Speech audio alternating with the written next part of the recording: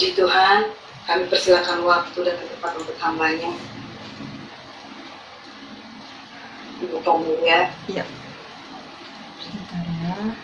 Mari kita sama-sama berdoa.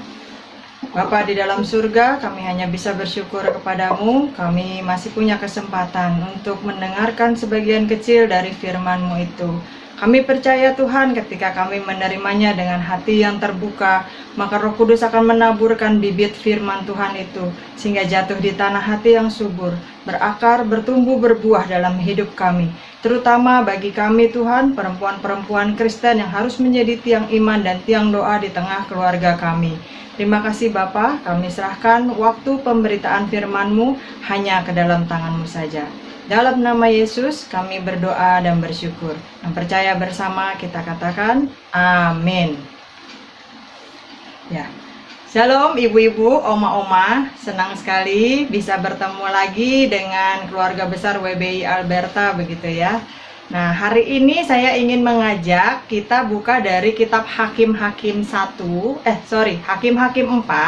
ayat 1 sampai ke 24. Hakim-Hakim 4 ayat 1 sampai 24.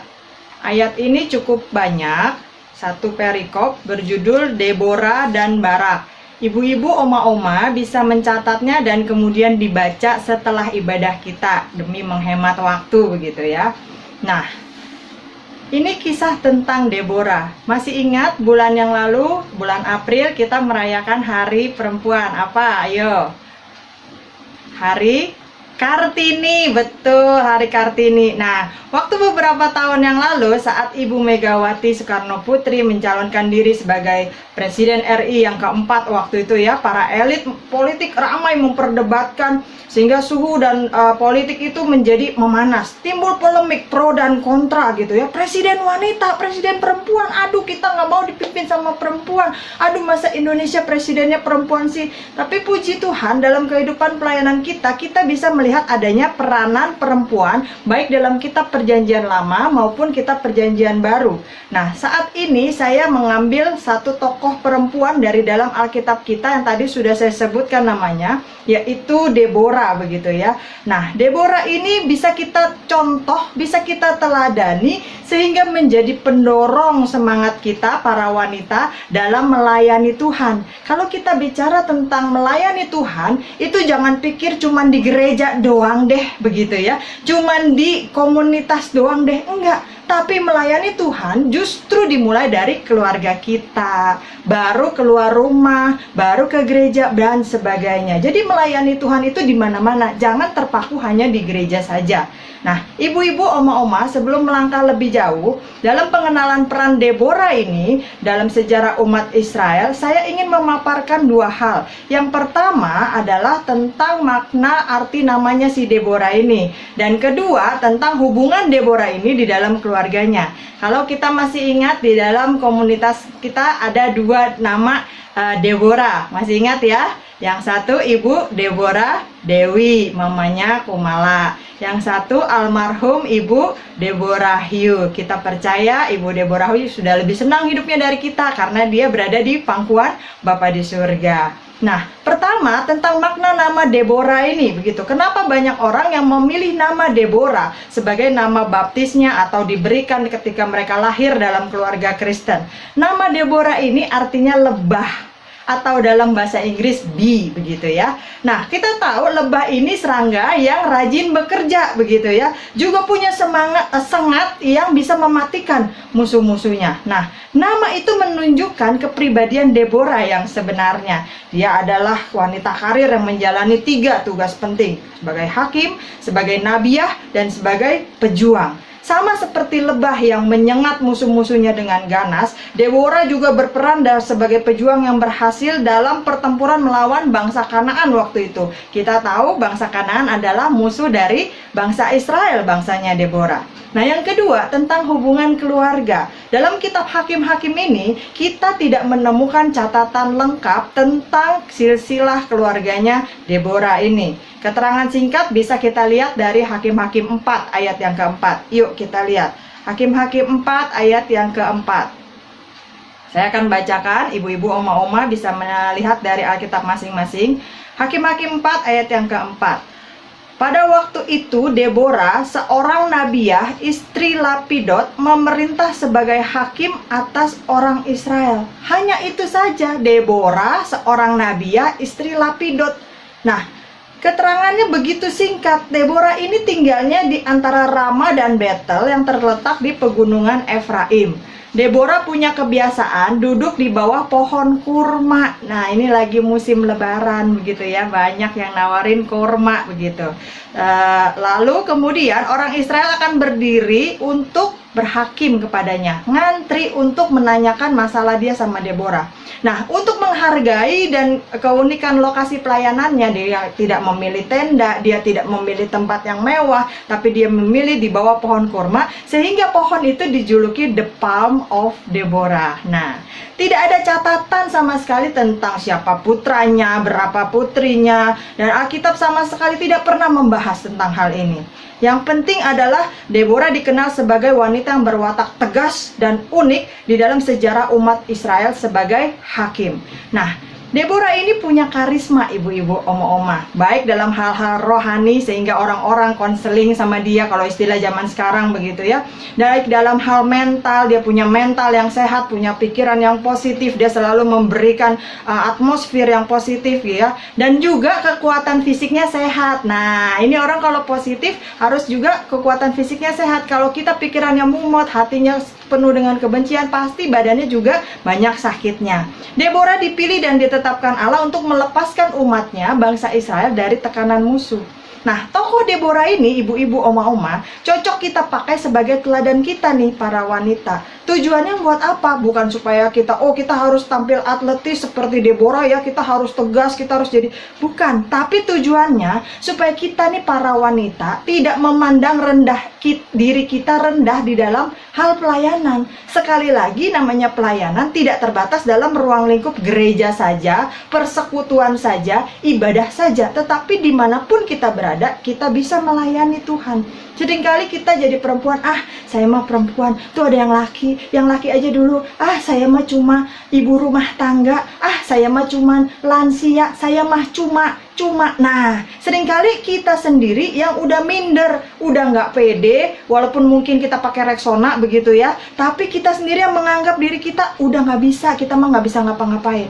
Nah, kita perlu belajar juga dari Deborah supaya kita sadar bahwa peran kita itu penting loh. Perempuan itu penting bukan hanya di dalam keluarga kita, tetapi juga di dalam jemaat dan lebih besar lagi di dalam masyarakat di mana kita tinggal. Yuk kita lihat. Yang pertama kita lihat peran Deborah sebagai seorang istri begitu ya. Nah, memang Alkitab tidak memberikan rincian penjelasan tentang siapa itu Lapidot. Tidak, cuman dijelaskan Deborah adalah istri Lapidot. Siapa itu Lapidot? Bagaimana kehidupan rumah tangganya? Tidak dijelaskan. Tetapi beberapa penafsir sepakat bahwa Deborah terlahir sebagai seorang pemimpin dan menjadi kepala keluarga di dalam rumah tangganya sendiri. Lapidot adalah seorang pria yang bertemperamen lebih lembut daripada Deborah. Menikah dengan seorang wanita yang perkasa begitu ya, berkarakter keras, punya karisma begitu ya. Itu menurut pendapat beberapa penafsir Alkitab begitu. Nah, dalam realita kehidupan kita berumah tangga, bukankah kita juga seringkali melihat istri-istri yang lebih dominan, yang lebih berkuasa daripada suaminya? Karakter istri lebih keras, kalau istri udah pokoknya suami mesti ikut, kalau enggak jadi ribut gitu ya. Bahkan seringkali istri menjadi pengambil keputusan, dia tidak peduli dengan suaminya, nggak perlu lagi konsultasi, pokoknya kalau saya udah bilang ambil keputusan ini, udah ikut semua. Tetapi kehidupan rumah tangganya bisa berjalan rukun dan harmonis. Nah, ibu-ibu, oma-oma, keharmonisan hidup rumah tangga tergantung dari pengertian dan sikap menghargai dari suami dan istri. Kita seringkali melihat ada istrinya yang bekerja keras di kantor begitu ya, dan suaminya ada juga yang bekerja keras di rumah merawat anak-anak, antar jemput sekolah, nanti antar jemput istrinya dari kantor dan sebagainya. Seringkali mungkin kita menyinyirkan bibir gitu, ih kok laki kerjanya di rumah tapi rumah tangganya bisa awet, rumah tangganya bisa rukun, sang istri bisa menerima kelemahan suaminya dan menghargai. Bukan hanya menerima, tapi menghargai. Ada banyak istri yang bisa menerima, tapi kemudian menjelek-jelekannya. Itu yang nggak boleh. Ini menerima dan menghargai. Sang suami juga bisa menyadari kelemahan dirinya sendiri dan mengakui kelebihan istrinya, serta mensupport. Dalam konteks Lapidot ini, ibu-ibu, oma-oma, suami Deborah ini kita dapat bayangkan bagaimana Lapidot dengan caranya berdiam diri bisa berperan menjadi supporter bagi istrinya demi menjalankan aktivitas sehari-hari Deborah. Karena ngapain dia begitu sibuk sebagai hakim, sebagai nabiah bagi bangsa Israel. Pagi-pagi dia udah harus duduk di bawah pohon tersebut dan orang Israel akan mulai antri satu persatu mencari keputusan dari Deborah atas masalahnya. Kapan lagi dia sempat ngurusin rumah tangganya, begitu kan? Tapi suaminya dalam sikap diamnya, dalam sikap menghargai istrinya, dia bisa support. Sehingga apa? Deborah bisa berperan dengan baik. Ini Deborah sebagai seorang istri. Deborah juga tidak menjelek-jelekan. Lu bisa apa sih? Nih lihat nih, gua yang kerja nih, gua yang cari duit nih, gua yang ngurus ini. Tidak, dia menghargai bahwa tanpa support dari suaminya, dia juga tidak bisa beraktivitas dengan baik. Jadi ada saling menghargai, ada saling sadar diri, begitu. Yang kedua, kita lihat Deborah adalah sebagai nabi perempuan atau nabiah yang tadi saya sebutkan. Nah, Deborah salah satu dari sejumlah wanita dalam catatan Alkitab yang punya karunia dari Tuhan, yaitu bernubuat. Nah, kalau kita tahu ada macam-macam karunia rohani yang mengajar, bernubuat, mujizat dan sebagainya, itu kita nggak bisa pilih. Tuhan yang punya, Tuhan yang berkenan mau kasih sama siapa, yang mana itu otoritasnya Tuhan. Nah, pada zaman perjanjian lama, seorang nabi, yang laki-laki disebutnya nabi, atau nabiah kalau perempuan, itu berfungsi sebagai penghubung antara Allah dengan umatnya. Jadi Tuhan mau ngomong apa, disampaikan kepada mereka, nabi atau nabiah. Kemudian nabi atau nabiah itu yang menyampaikannya kepada umat Israel atau umat pilihan Allah. Karunia mereka dipakai hanya untuk menyampaikan kehendak Allah, kebenaran ilahi. Nah, jabatan nabi atau nabiah ini punya hubungan yang erat dengan pelayanan firman. Ialah kita tahu ya, ibu-ibu, oma-oma, yang namanya firman itu kata-katanya Tuhan, kehendaknya Tuhan, seperti para pengkhotbah saat ini, begitu ya. Nah, bayangkan saat itu orang-orang Israel lapar dan haus akan firman Allah, duduk berhadapan-hadapan, berbaris dengan Deborah, sambil mendengarkan perintahnya, instruksinya, dan nasihat serta pengajarannya. Deborah adalah wanita yang punya intuisi, namanya perempuan ya, pasti punya perasaan, begitu. Dan inspirasi yang lebih baik, bahkan lebih rasional dari seorang pria sebagai seorang pemimpin. Kalau kita lihat contoh yang lain adalah Pontius Pilatus. Kita tahu siapa itu Pontius Pilatus? Gubernur Romawi di zaman Yesus hidup, dan dia juga yang cuci tangan waktu itu supaya Yesus itu disalibkan. Nah, kita lihat sebenarnya kalau kita baca dari Matius 27 ayat yang ke-19, yuk kita lihat Matius 27 ayat yang ke-19. Matius 27 ayat yang ke-19.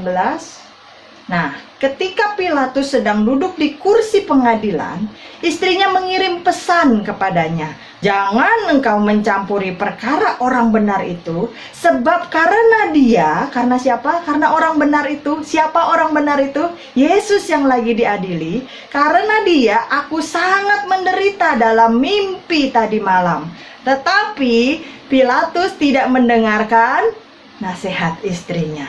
Pilatus tidak mendengarkan input atau masukan dari istrinya. Sehingga dia lebih ke ayat yang 20, tetapi oleh hasutan imam-imam kepala dan tua-tua, orang banyak bertekad untuk meminta supaya Barabas dibebaskan dan Yesus dihukum mati, dan seterusnya. Kita tahu Pilatus mencuci tangan sehingga Yesus Kristus itu disalibkan. Di luar dari ini memang rencana Allah bahwa Yesus harus naik ke kayu salib untuk menebus dosa umat manusia. Yang saya ingin bicarakan adalah bagaimana Pilatus itu tidak mau mendengarkan istrinya, tidak peduli dengan input istrinya. Dia mau tahu sendiri, dia mau menang sendiri, dia tidak lagi menghargai istrinya. Yang ketiga, kita lihat Deborah sebagai seorang pemimpin. Nah, Deborah ini adalah hakim yang kelima bagi bangsa bangsa Israel yang diangkat oleh Allah untuk melepaskan umat Israel dari belenggu dosa penyembahan berhala. Kita tahu bangsa Israel itu berulang kali menyembah berhala lagi, bertobat, menyembah berhala lagi, terus seperti itu ya. Nah, waktu itu setiap orang bertindak suka-sukanya sendiri begitu. Kalau kita nyanyi lagu suka-sukamu Tuhan, itu bagus gitu, suka-sukanya Tuhan. Tapi kalau suka-sukamu dewe, itu nggak bagus gitu ya. Suka-suka kita sendiri nggak bagus. Karena apa? Ketika kita melakukan suka-suka kita sendiri, kita tidak bergerak pada standar kebenaran Allah. Karena setiap kita punya kebenaran sendiri gitu ya. Pada masa kepemimpinan Deborah, ia telah menyalurkan kebenaran, keadilan, dan berita kemurahan Allah kepada umatnya. Setelah menaklukkan para musuh di sekitar negeri Israel, Deborah kemudian memimpin dengan adil di bawah standar kebenaran Allah. Akibatnya apa? Pada kepemimpinan Deborah ini, kehidupan Israel aman, damai, sejahtera, bebas dari peperangan. Tidak ada yang ditawan musuh, nggak ada. Selama 40 tahun. Lama loh ibu-ibu, oma-oma, 40 tahun hidup dalam damai begitu ya. Nah, kemudian kita lihat yang berikutnya. Deborah sebagai seorang pejuang. Selain menjalankan tugas nabiya, Deborah juga berperan sebagai pejuang yang diutus Allah kepada Barak bin Abinoam dari Kedesi di daerah Naftali. Yuk kita lihat lagi kitab Hakim-Hakim kita tadi. Hakim-Hakim 4 ayat 6 sampai yang ke-8. Hakim-Hakim 4 ayat 6 sampai ke-8. Ia menyuruh memanggil Barak bin Abinoam dari Kedes di daerah Naftali, lalu berkata kepadanya, "Bukankah Tuhan Allah Israel memerintahkan demikian? Majulah, bergeraklah menuju Gunung Tabor dengan membawa 10.000 orang Bani Naftali dan Bani Zebulon bersama-sama dengan engkau. Dan aku akan menggerakkan Sisera, panglima tentara Yabin, dengan kereta-keretanya dan pasukan-pasukannya menuju engkau ke sungai Kison, dan aku akan menyerahkan dia ke dalam tanganmu."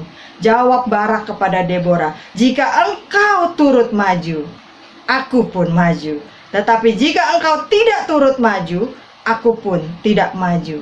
Nah, ini dia. Sungguh tidak seimbang kekuatan dua pasukan yang akan bertempur. Deborah suruh ajak si Barak, tapi tentaranya cuman 10.000. Sisera 100.000. Nah, kita tahu berapa kali lipatnya itu. 100.000 tentara dan 900 kereta-kereta besi.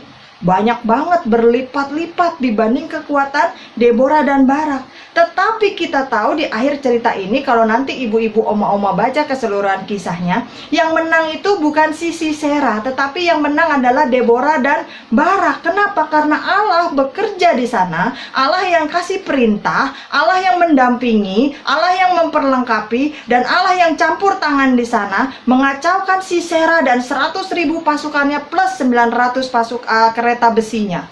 Seluruh tentaranya tewas, Sisera turun dari keretanya dan ngacir, kabur seperti anjing yang ketakutan. Akhirnya Sisera mati dibunuh dengan patok kemah di pelipisnya. Ditancap dengan patok kemah oleh seorang perempuan lagi yang bernama Yael. Yuk kita lihat ayat 21 dan 22. Hakim-Hakim 4 ayat 21 sampai 22. Tetapi Yael istri Heber mengambil patok kemah, diambilnya pula palu, mendekatinya diam-diam, lalu dilantaknya lah patok itu masuk ke dalam pelipisnya sampai tembus ke tanah, sebab ia telah tidur nyenyak karena lelah. Maka matilah orang itu.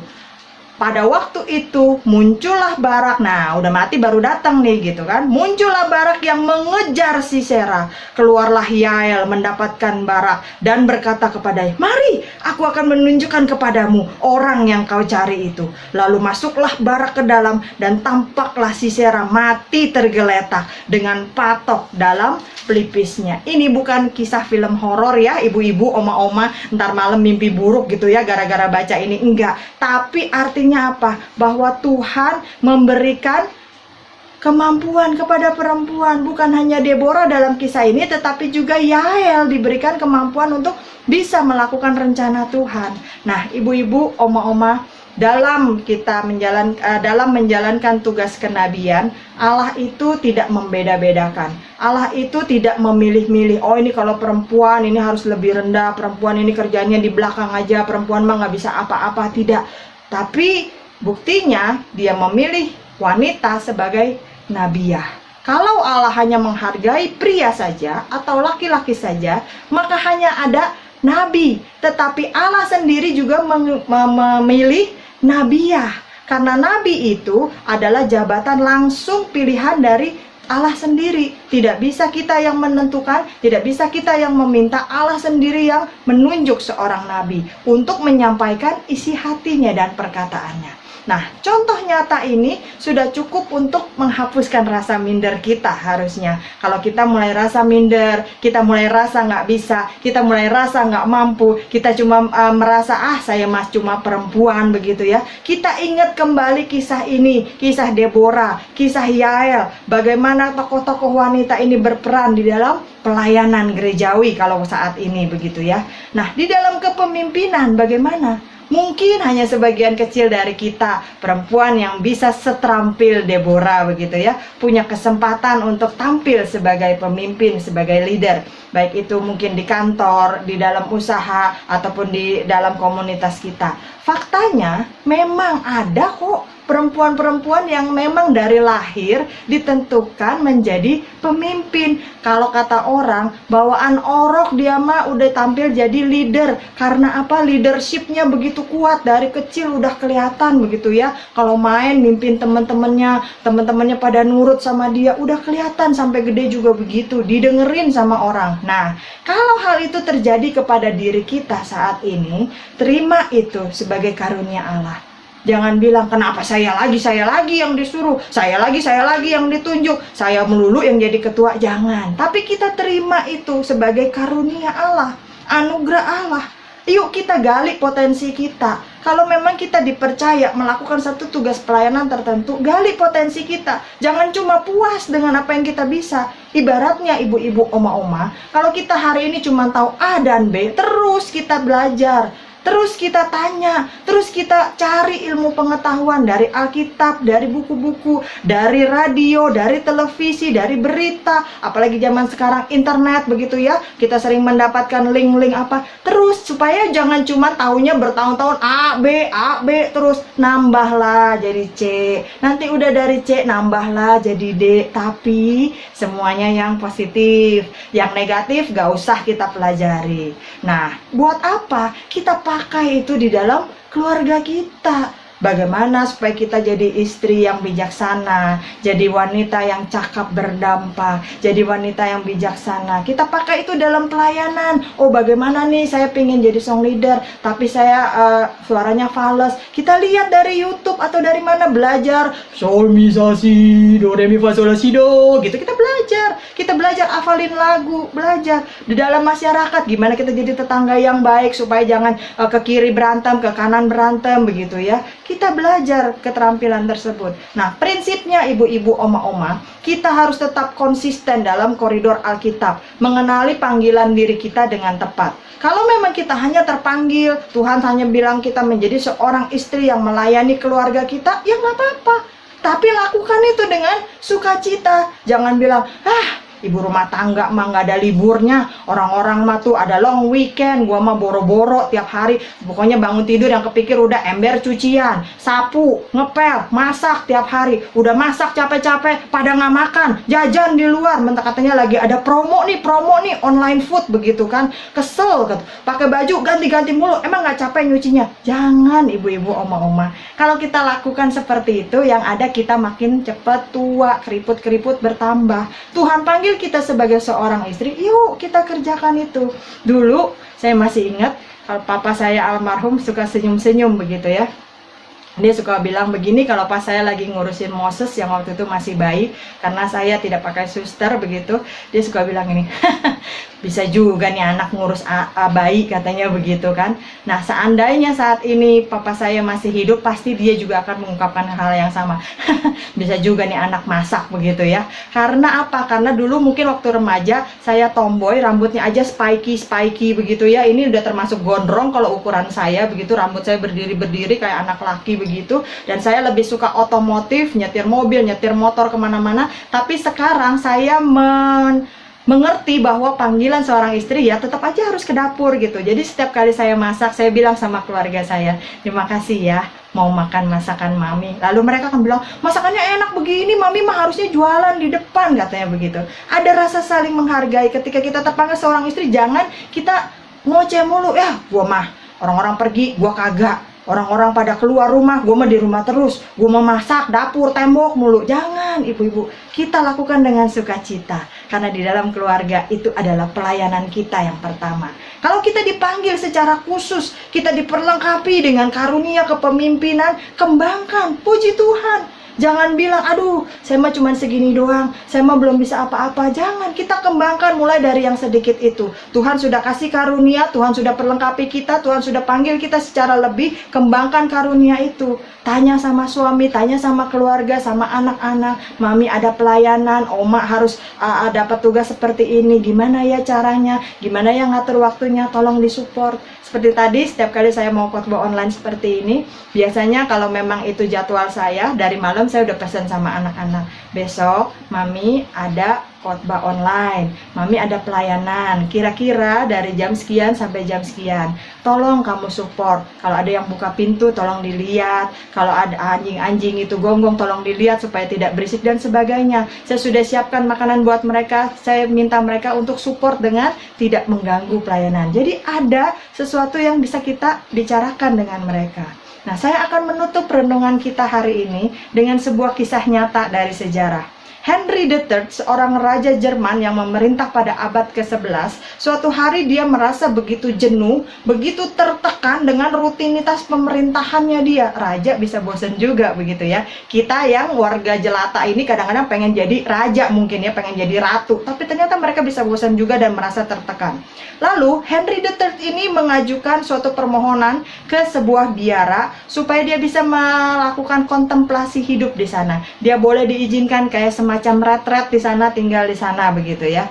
Nah, pemimpin biara tersebut bernama Prior Richard menyambut sang raja. Paduka yang mulia, tahukah Anda bahwa sumpah kehidupan dalam monastri ini adalah kepatuhan? Nah, ini mungkin menjadi kendala bagi Paduka. Ya raja gitu ya, disuruh patuh sama orang lain. Biasanya dia yang dipatuhi oleh orang lain. Sehingga kepala biara ini ragu, aduh si raja ini nanti gimana ya? Kalau dia masuk ke sini, dia hidup di sini, jangan-jangan dia malah mengacaukan aturan di sini. Padahal semuanya sudah tersusun secara baik.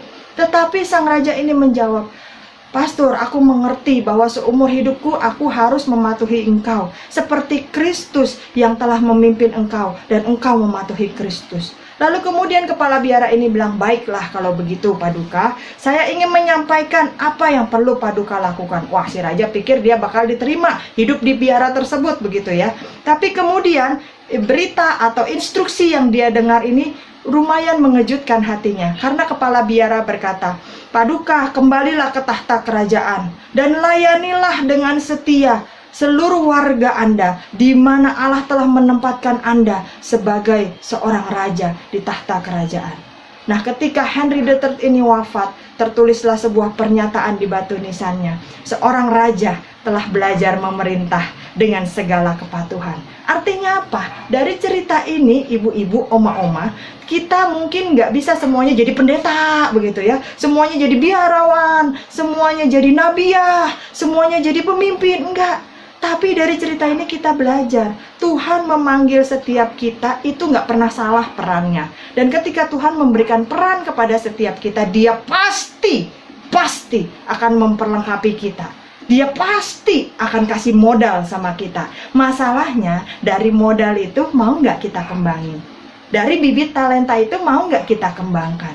Seringkali kita malah ngelihat orang lain dapatnya, lebih banyak kemampuannya, 3 talenta, gua mah cuma 1, kita kubur ke dalam tanah. Tapi kita tahu apa yang terjadi dengan hamba yang mengubur 1 talenta, dilemparkan ke dalam tempat yang penuh kertak gigi. Jangan kita ikutin yang model begitu, tapi kita ikuti seperti Raja Henry III ini, bahwa dia tetap balik kehidupannya sebagai seorang raja. Dia lakukan firman Tuhan sebagai seorang raja, memimpin rakyatnya dengan adil dan bijaksana, dengan penuh kepatuhan.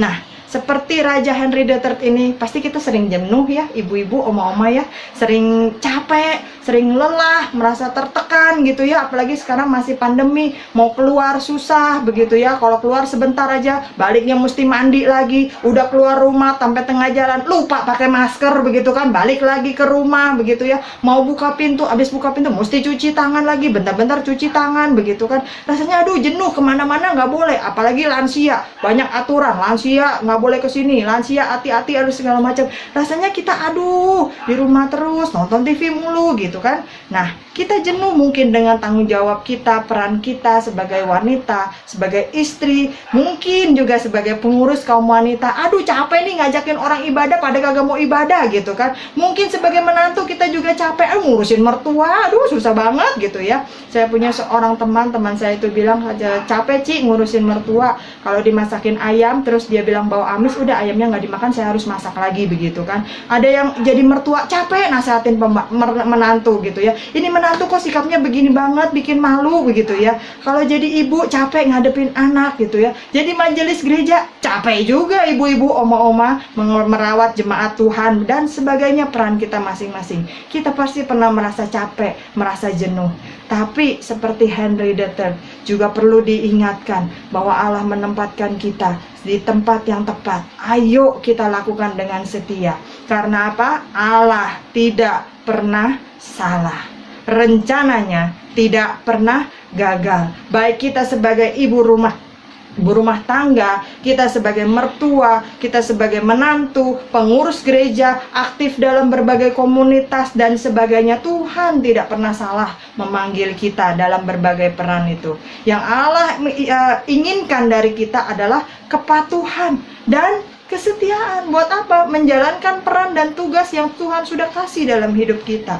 Kalau kita menderita, kita tahu itu adalah karunia Allah. Kenapa menderita kok karunia? Karena artinya kita mencapai tujuan Allah bagi diri kita. Semakin besar penderitaan, semakin besar karunia dan kekuatan Tuhan atas diri kita. Semakin kita mengenal Kristus. Karena apa? Dia juga ngalamin kok apa yang kita alamin.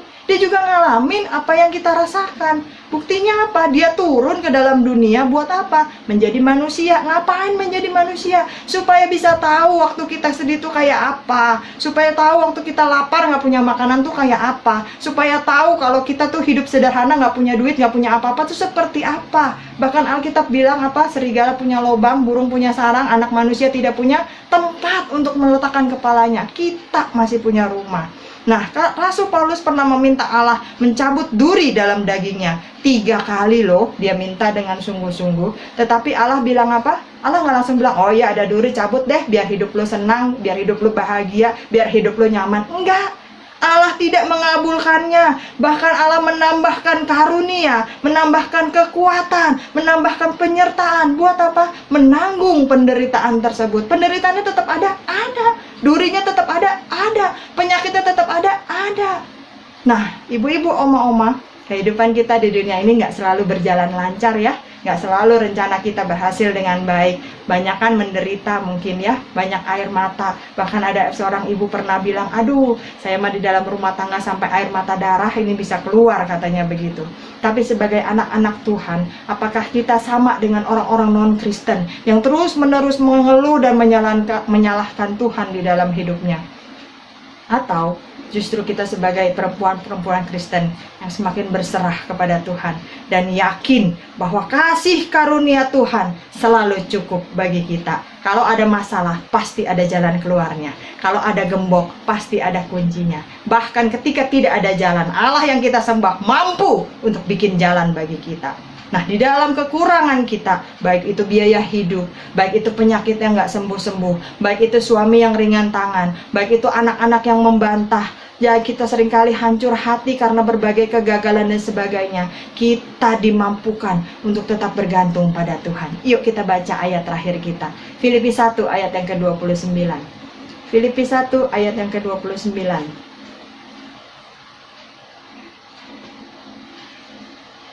Ya, kita baca sama-sama ya. 3, 4. Sebab kepada kamu dikaruniakan bukan saja untuk percaya kepada Kristus, melainkan juga untuk menderita untuk Dia. Nah, artinya apa? Ketika ada penderitaan, pasti kita ada kemampuan lebih di sana. Allah tidak pernah meninggalkan kita. Alberta, mari kita tetapkan hati kita, ibu-ibu, oma-oma. Kita andalkan Tuhan saja. Kita tetap teguh dalam iman kita, walaupun diperhadapkan dengan berbagai kesulitan hidup. Kita harus menjadi kesaksian yang indah. Jangan pikirin orang lain dulu. Jadi kesaksian indah dari tengah keluarga kita dulu. Buat suami, anak-anak, menantu, cucu, koko, adik, ipar, dan sebagainya.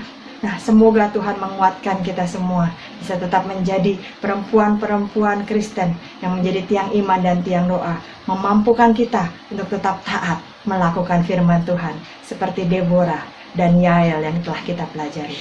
Amin, ibu-ibu. Mari kita berdoa. Bapa di dalam surga, terima kasih untuk siang hari ini. Kami belajar dengan waktu yang singkat tentang tokoh yang bisa kami contoh, yaitu Deborah dan Yael. Kami percaya Tuhan tidak pernah salah menciptakan kami sebagai perempuan. Tuhan tidak pernah salah memberikan peran dan potensi di dalam diri kami. Apapun peran yang harus kami jalani saat ini Tuhan, kami percaya Tuhan selalu memperlengkapi, memampukan, dan mendampingi kami, supaya kami bisa melakukan rencana-rencana Tuhan di dalam hidup kami. Ampuni kami Tuhan, kalau selama ini mungkin kami lebih sering mengeluh, kami lebih sering melihat kekurangan kami sehingga kami minder dan tidak percaya diri. Kami lebih sering menolak mengembangkan talenta dan potensi yang Tuhan taruh di dalam diri kami. Seperti seorang hamba yang diberi 1 talenta dan dikubur di dalam tanah. Ampuni kami Tuhan. Mulai hari ini Tuhan, biarlah Roh Kudus mengajar kami, memberikan kami sedikit demi sedikit rasa percaya diri, memberikan sedikit demi sedikit kemampuan untuk mengembangkan potensi yang Tuhan kasih, memberikan sukacita dan damai sejahtera untuk melakukan rutinitas pekerjaan yang harus kami kerjakan, baik itu sebagai ibu rumah tangga, sebagai istri, sebagai ibu, sebagai menantu, sebagai mertua, ataupun sebagai pengurus kaum wanita, sebagai majelis, atau apapun itu. Tuhan berikan kami kekuatan. Mungkin penyakit kami belum sembuh seperti Paulus Tuhan, tetapi pasti kasih karunia Tuhan, kekuatan dan penghiburan Tuhan diberikan lebih supaya kami bisa menanggung penyakit kami, supaya kami bisa menanggung hancur hati kami, supaya kami bisa menanggung penderitaan-penderitaan di dalam hidup kami. Terima kasih Tuhan untuk firman-Mu yang menghibur, menguatkan, dan meneguhkan kami. Biarlah kami bisa tetap kuat, karena Allah selalu beserta dengan kita. Terima kasih Bapa. Hanya di dalam nama Yesus kami berdoa dan bersyukur. Yang percaya kita katakan amin. Saya kembalikan.